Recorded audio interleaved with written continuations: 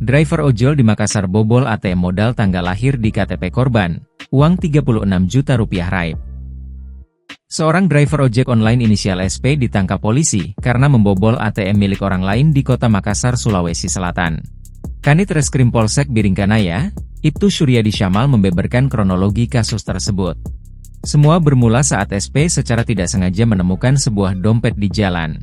Namun bukannya mengembalikan, pelaku malah membuka dompet itu yang ternyata berisi ATM, KTP, dan sejumlah identitas lainnya.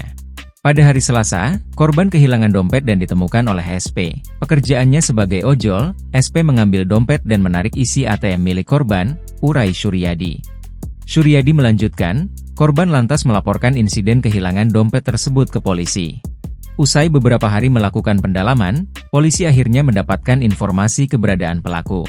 Kala itu, pelaku SP sedang berada di depan SPBU Kota Makassar. Sehingga anggota bergerak dan langsung mengamankan ke Polsek Biringkanaya, tegasnya. Akibat kejadian ini, pelaku sudah ditetapkan tersangka. Ia dijerat dengan pasal 362 tentang pencurian dan terancam hukuman 5 tahun penjara.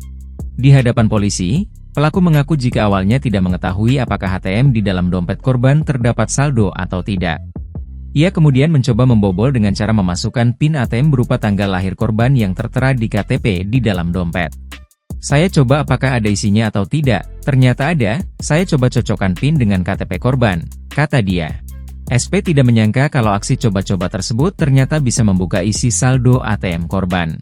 Ia lantas selama beberapa hari menarik uang korban dengan nominal dan lokasi berbeda hingga total uang yang terkuras mencapai Rp36 juta.